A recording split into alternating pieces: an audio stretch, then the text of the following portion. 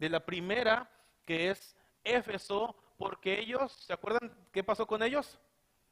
Se apartaron de su primer amor. Y después nos acordamos de la iglesia de la Odisea porque se le conoce como la iglesia tibia, aquella que no era fría o caliente. Me gustaría que pudiéramos ver un mapa para poder ver la ubicación de esta iglesia. A la derecha un poquito tenemos tres ciudades cercanas: Hierápolis, Laodicea y Colosas. ¿Sí las vemos por ahí? Hierápolis, ¿sí? ¿Estamos ahí? Laodicea y Colosas. Hierápolis se encuentra a 15 kilómetros arriba de Laodicea y Colosas se encuentra a 10 kilómetros abajo. Esta es la parte geográfica. Ahí está. Y si buscamos Colosenses capítulo 4, por favor, me acompañan en su Biblia, en Colosenses capítulo 4, versículo 13. Ahí tenemos una mención, versículo 15, perdón, tenemos una mención de la iglesia de la Odisea.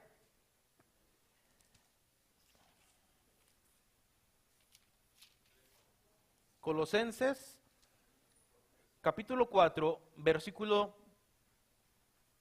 perdón, aquí estoy, versículo 13, dice así: porque de él doy testimonio de que tiene gran solicitud por vosotros y por los que están en Laodicea y los que están en Hierápolis. Este es Epafras, que era un líder que estaba muy interesado en estas tres iglesias que tenemos aquí. Y aquí menciona a Laodicea. Ahora, un pasaje interesante es, versículos más adelante, tenemos otro texto más que nos hace referencia.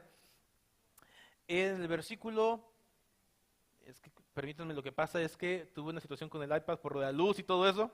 Cambié, traté de ponerle más luz y tengo un pequeño detalle por aquí. Pero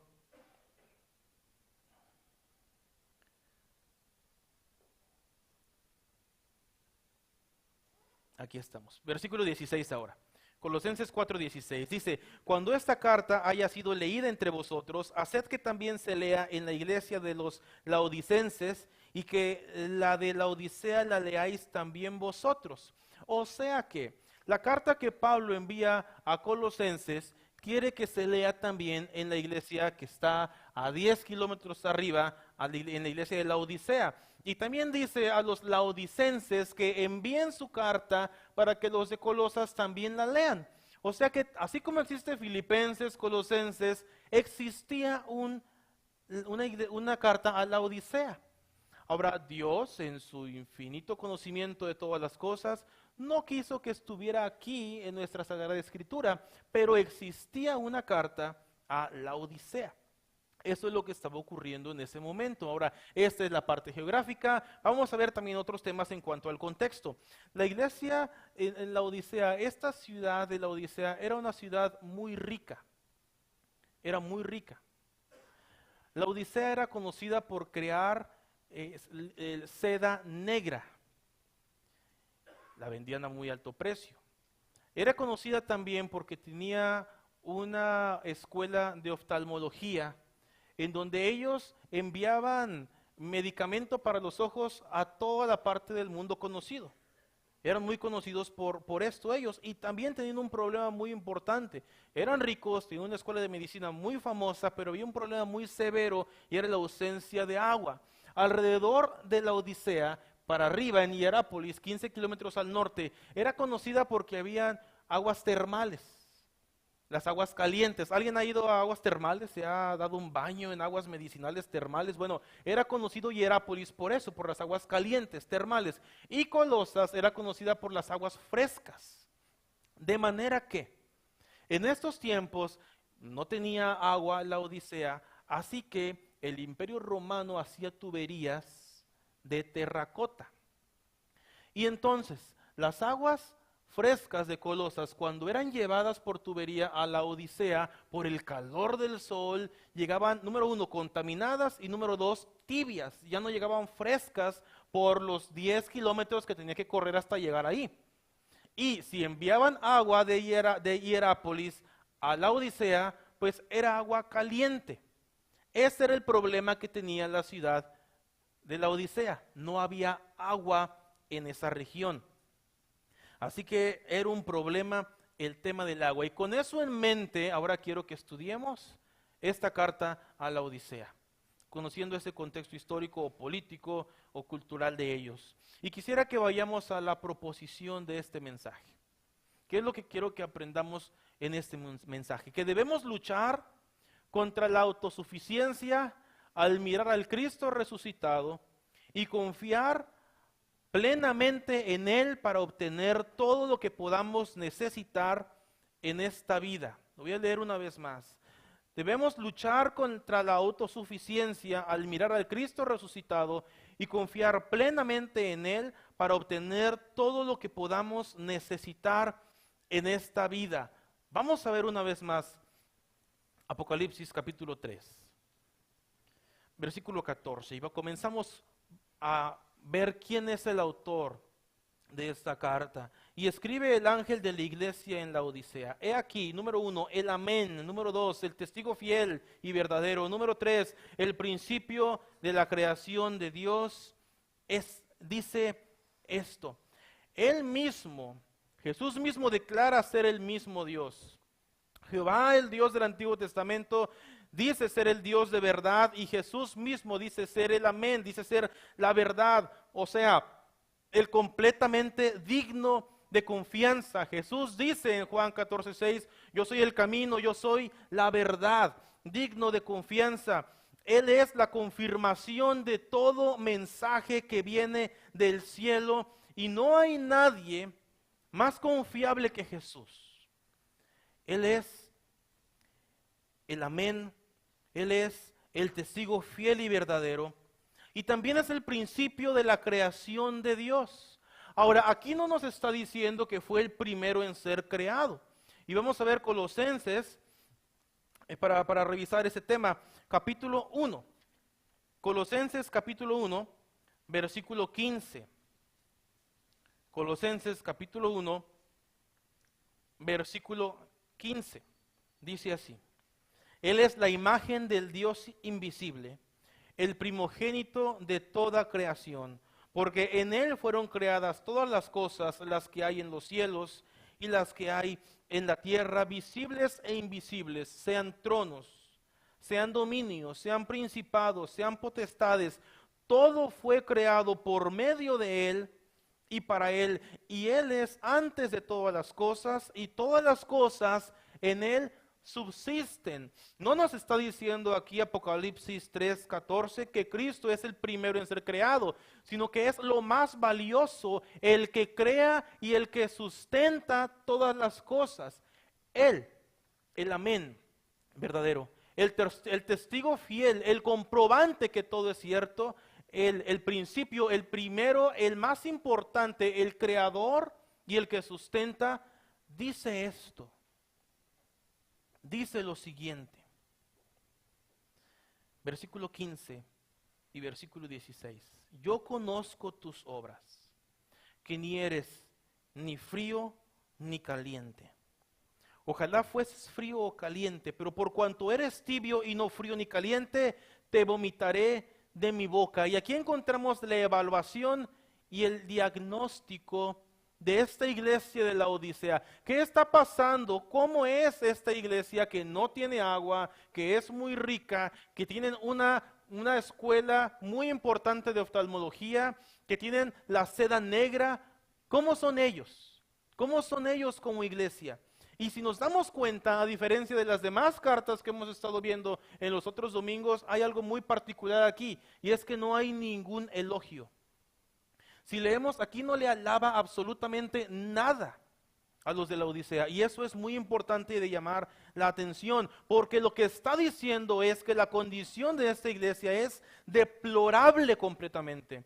Jesús está diciendo que te va a vomitar, dice, te vomitaré de mi boca. Le daban literalmente náuseas. Qué interesante esto. A Dios no se le puede ocultar nada. Entre nosotros podríamos ocultarnos muchas cosas, pero ante Dios absolutamente nada. Y Él, el que lo sabe todo, mira a la iglesia de la Odisea y está diciendo que le da náuseas.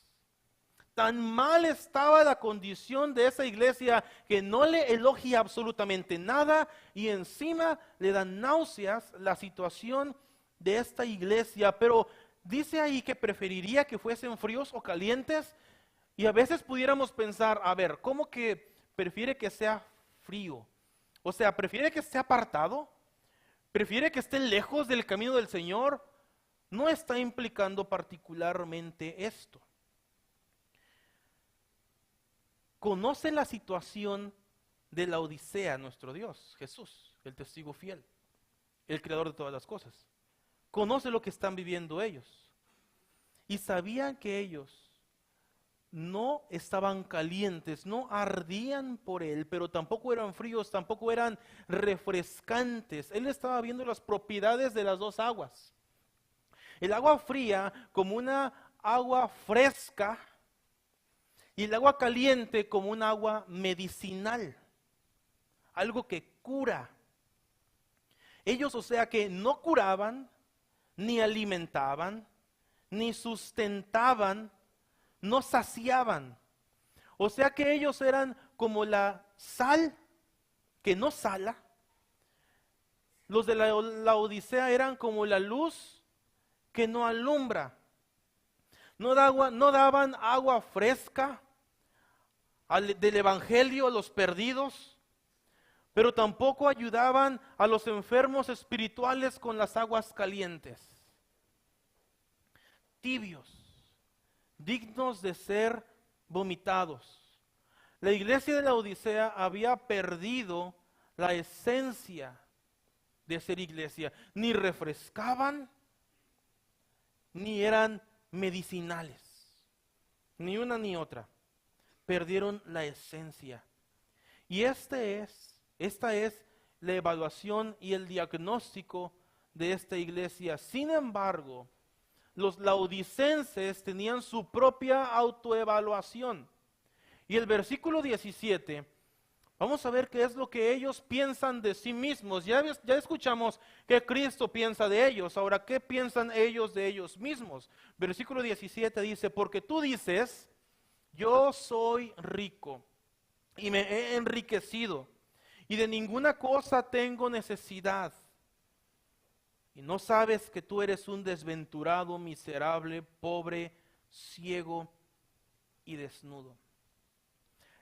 Los laodicenses habían llegado a un estado de soberbia, donde ellos sentían que lo habían logrado todo. En los años 60 después de Cristo hubo un gran terremoto en la Odisea que destruyó toda la ciudad, devastó esta ciudad. Y Roma, el imperio, ofrece ayuda para reconstruir toda la ciudad, pero los laodicenses, como eran muy prósperos económicamente por todo lo que ellos tenían, rechazan la ayuda de Roma y ellos mismos construyen su propia ciudad. Ahora, imagínense entonces qué orgullo sentían ellos mismos de su ciudad. Qué orgullo sentían ellos mismos de su capacidad de construcción, que construyen la Odisea otra vez de la nada y queda mucho más majestuosa de lo que era antes, sin ayuda en lo absoluto del imperio romano. Y esto los hace sentir orgullosos, los hace sentir importantes, los hace sentir autosuficientes. No necesitaban de nada ni de nadie y entre medio tampoco necesitaban de Dios. Pensaban que tampoco necesitaban de Dios. Llegaron a ser muy soberbios. Y algo importante aquí notar es que no importa lo que nosotros pensamos de nosotros mismos, es más importante lo que Dios opina de usted. Cristo les dice, el texto anterior, lo que Él piensa, da su evaluación de la iglesia. Y ellos mismos, un versículo más adelante, dicen, no, yo pienso esto de mí, soy rico y me he enriquecido. Ellos habían confundido sus riquezas materiales con las riquezas espirituales. Y algo importante aquí a destacar es que la satisfacción es incompatible con la dependencia de Dios. Se sentían satisfechos, se sentían importantes, se sentían fuertes. Y eso hacía que no dependieran de Dios. Eran autosuficientes. Y esa es la autoevaluación que ellos estaban haciendo de ellos mismos. Y el versículo 18 comienza una diferente sección. Ya vimos quién es el autor, ya vimos cuál es la evaluación y el diagnóstico de quien estamos desnudos, que es de nuestro Dios, y ya vimos la autoevaluación, lo que ellos piensan de ellos mismos, y este Dios amoroso, creador, que a nada se le oculta, le da una receta médica a la iglesia de la Odisea por la condición en la que se encuentra. Y esta receta médica tiene 3 puntos importantes. Son los que vamos a ver a continuación. Cuando usted va a un doctor, le dan su receta, muchas veces no entendemos lo que dice, ¿verdad? Y a veces vamos por la letra de doctor, que es, yo no sé si hay una materia que les dice que escriben así, o no sé, pero es bien difícil entenderle a los doctores en su letra muchas veces. Y a veces andamos de farmacia en farmacia, enfermera tras enfermera, habiendo cuál entiende lo que está diciendo la receta médica. Pero esta receta médica que Cristo está proveyendo a la iglesia de la Odisea es una receta muy, muy clara. Ellos no pueden no comprenderla. Cualquiera de los laodicenses iba a poder comprender lo que Dios les quería decir a través de esta receta, porque eran tibios, porque les daban náuseas, porque literalmente daban asco. Esa es la palabra que está empleando aquí. Y ahí va la receta médica. 3 puntos principales en esta receta. Número 1, versículo 18. Por tanto, yo te aconsejo que de mí compres oro refinado en fuego, para que seas rico, y vestiduras blancas para vestirte, y que no se descubra la vergüenza de tu desnudez, y unge tus ojos con colirio para que veas. Número 1, Él les pide que compren oro refinado para que sean verdaderamente ricos. Y eso llama la atención porque, a ver, ¿no son ricos ellos? ¿No pudieron reconstruir su ciudad completa de ceros otra vez tras la destrucción en el tiempo del emperador Nerón en Roma? Vuelven a levantar su ciudad, estaban orgullosos, se sentían pudientes, pero Cristo les dice, esa riqueza no me importa. Necesitas una riqueza verdadera. Número 2, les dice que vistan con vestiduras blancas para cubrir su desnudez. ¿Acaso ellos no eran los fabricantes de la seda negra? Las vestiduras más finas que podían hacerse en aquel entonces, las más caras que podían hacerse en aquel entonces, ellos las fabricaban y Cristo les decía, no me sirven tampoco tus telas, yo quiero darte una mejor vestidura, una mejor tela, una tela blanca. Y también les dice que usen su colirio para que vean la realidad. Y la introducción, ¿se acuerdan que dijimos que tenían una escuela de medicina oftalmológica? O sea que les está diciendo las 3 cosas de las que ustedes dependen su confianza, su estabilidad, que es número 1, su riqueza, número 2, su seda blanca, su seda negra, y número 3, su medicina oftalmológica. Nada de eso me sirve, dice el Señor. Deberías tener mi riqueza, riqueza verdadera, vestiduras mías blancas y colirio que yo te doy para que realmente puedas ver. Qué interesante que les dice que obtengan de él lo que ellos piensan que tienen en abundancia. La cultura los había arropado. La buena vida a los laodicenses los había absorbido. Se sentían completamente autosuficientes. Esto me lleva a decirles lo siguiente. ¿Qué tal está nuestra vida de oración? ¿Por qué menciono esto? Porque nuestra vida de oración muestra nuestra dependencia de Dios. Cuando yo siento que puedo, cuando yo siento que tengo, cuando mi refrigerador está lleno, cuando en mi casa hay de más, cuando veo mi closet y lo veo lleno de toda ropa que pueda tener, cuando veo mi cartera y la veo con la economía que necesito, cuando veo a ve usted a su familia, a sus hijos y los ve bien, cuando se mira a usted mismo y se ve sano, cuando se siente fuerte, cuando se siente que tiene un buen trabajo, cuando siente que nada le falta, ¿acaso no es el peor momento cuando dejamos de depender de Dios? ¿Acaso no se nos olvida Dios en ese momento y confiamos en mi trabajo, en mi ingreso, en mi fortaleza física, en mi familia? Se habían arropado con la cultura, los había absorbido la buena vida y ahora se sentían autosuficientes, y la autosuficiencia apaga nuestra vida de oración. Así que vamos a considerar nuestra vida de oración y nos damos cuenta qué tan dependientes somos o no somos de Dios. Qué tanto estamos dependiendo de nosotros mismos. ¿Vivimos conscientes de cuánto necesitamos de Dios? Deberíamos estar siempre cerca del trono de la gracia, al darnos cuenta de la sociedad en la que vivimos, de la cultura en la que nos desenvolvemos, en una cultura de consumismo, una cultura de materialismo. No deberíamos sentirnos nunca autosuficientes. Por esa situación, el Señor mira a la Odisea y le dice: me das asco, me dan náuseas. Pero en la prescripción médica, el punto número 1, Dios los está llamando a suplirse de los recursos de Dios.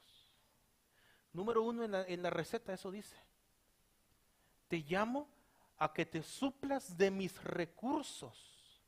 A mí no me importa que seas rico. A mí no me importa que tengas las sedas más caras. A mí no me importa que tengas tu propia medicina para los ojos. Necesitas lo que yo te doy. Ven y suple las cosas conmigo. Dios, conmigo. Número 1 de la receta: suple los recursos con Dios. Número 2, versículo 19. Yo reprendo y castigo a todos los que amo. Sé pues celoso y arrepiéntete. La receta médica de Dios para la iglesia, número 2, les dice: los llamo al arrepentimiento. Es un llamado al arrepentimiento. Vamos a buscar Hebreos, por favor. Hebreos capítulo 12.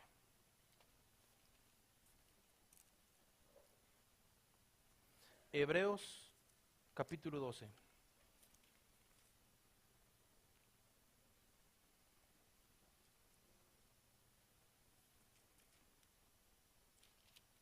Versículo 5 dice así.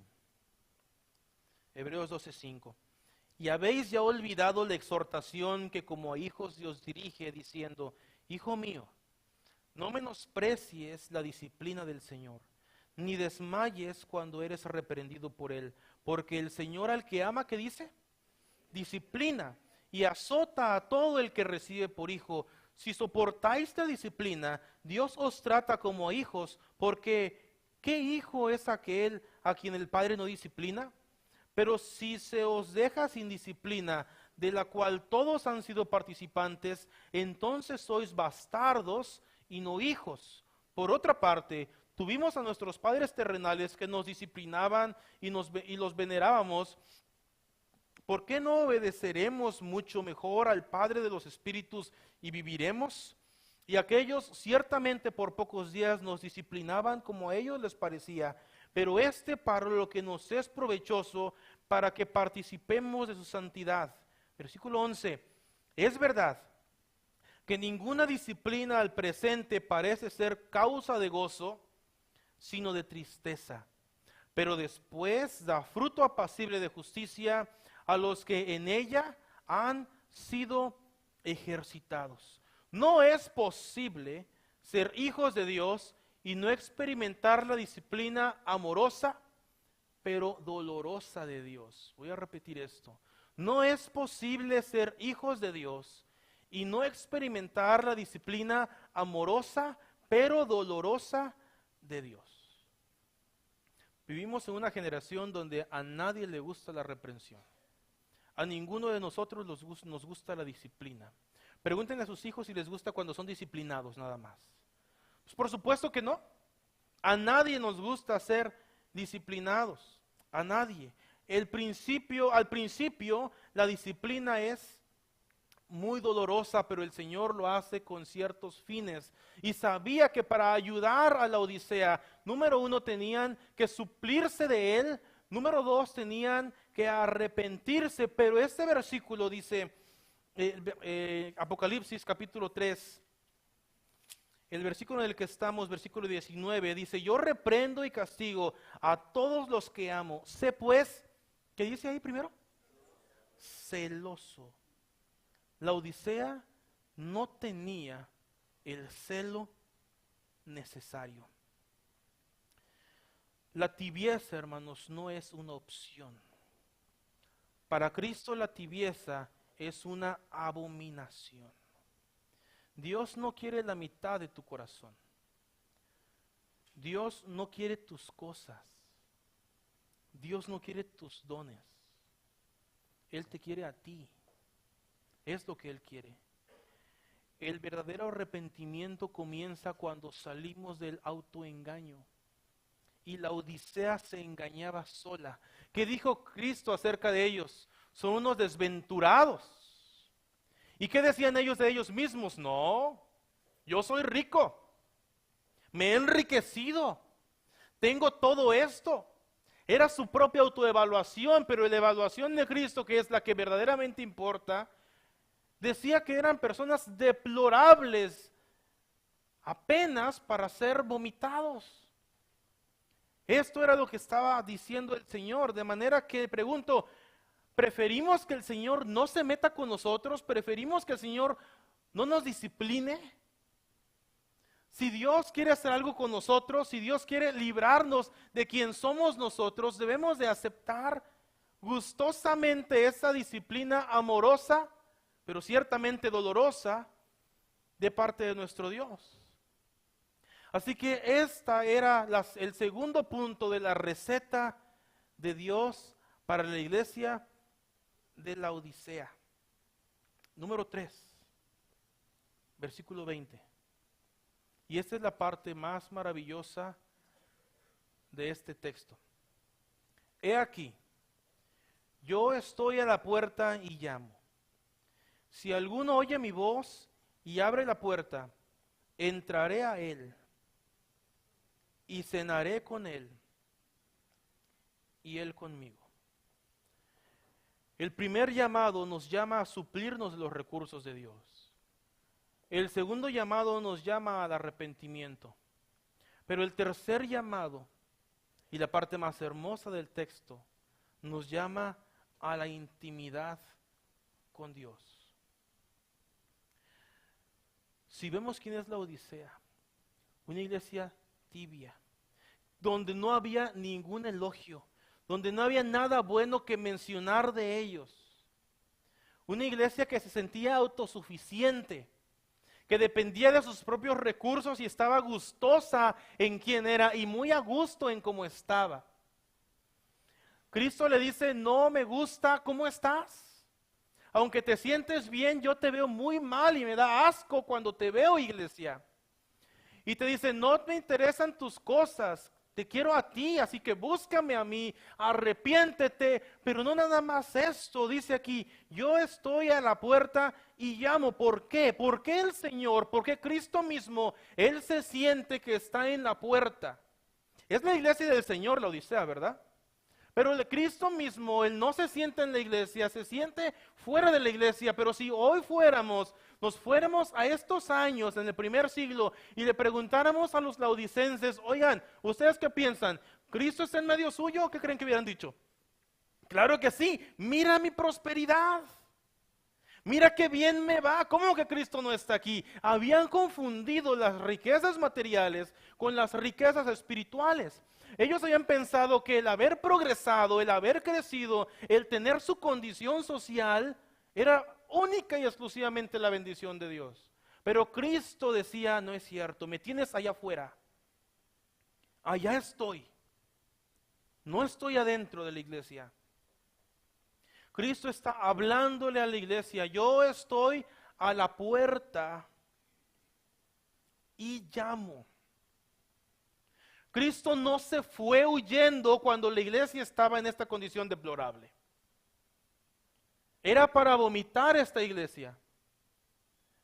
A lo mejor hubiéramos pensado, no, pues Dios se va de esa iglesia, porque no tiene nada que ver con el carácter cristiano de esta iglesia. Pero Cristo estaba en la puerta esperando volver a ser llamado.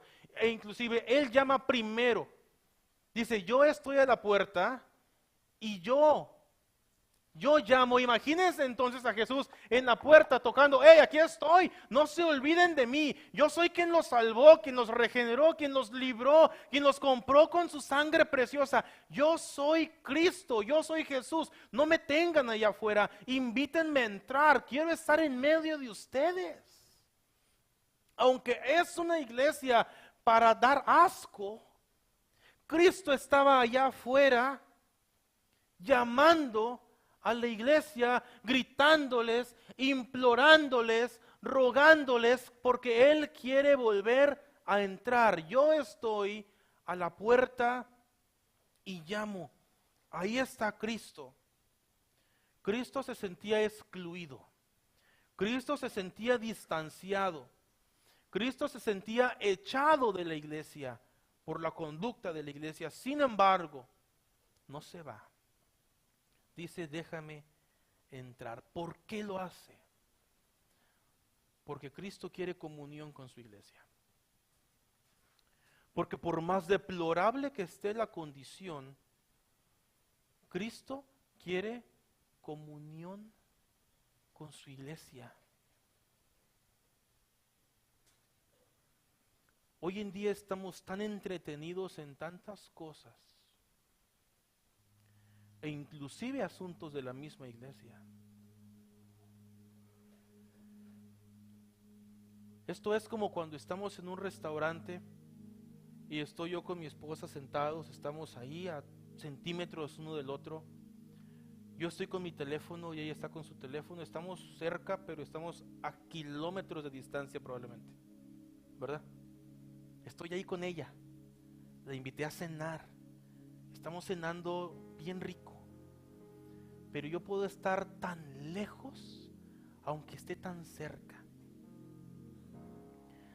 Así estaba Cristo de la iglesia de la Odisea. Pensaban que estaba ahí, ellos sentían que estaba ahí, pero puede estar tan lejos aunque yo piense que estoy tan cerca. Pero Cristo está a la puerta y quiere intimidad con nosotros. Intimidad con nosotros. El versículo 21 dice, al que venciere, le daré que se siente conmigo en mi trono. Y así como yo he vencido, al que venciere le daré que se siente conmigo en mi trono, así como yo he vencido y me he sentado con mi Padre en su trono. El que tiene oído, oiga lo que el Espíritu dice a las iglesias. Si notamos, Cristo se muestra como vencedor. Él dice, yo soy vencedor. Y Él nos invita a vencer con Él. Nos invita a vencer con Él. La Odisea tenía un panorama muy triste, igual que su situación del agua. Todo era tibio. Ni refrescaba, ni alimentaba, ni sustentaba, ni era medicinal, no era nada, inservible. Pero la misma situación estaba pasando con su corazón. No había aguas frescas para el evangelio, para los perdidos. Tampoco había aguas calientes medicinales para aliviar al espíritu afligido de los hermanos. Estaban tibios, estaban apáticos, estaban apartados, se sentían cerca de Dios, pero a la verdad habían echado a Dios de su propia iglesia. Pero Cristo, el Dios de amor, el Dios de paz, el Dios de misericordia, aunque ve su condición de la Odisea y mi condición el día de hoy y su condición el día de hoy, aunque ve mi vida tan deplorable, tan asco que le puede dar la vida que estoy llevando, Él sigue estando en la puerta y sigue tocando la puerta, pidiendo, llamando, porque quiere ser el centro de nuestras vidas. No se va de mí cuando lo hago malas cosas. No se aparta de mí cuando estoy en el lodo del pecado. cuando estoy en la rencilla, cuando estoy en todo aquello en mi corazón que afecta mi vida y estorba mi relación con Dios, no se va Dios.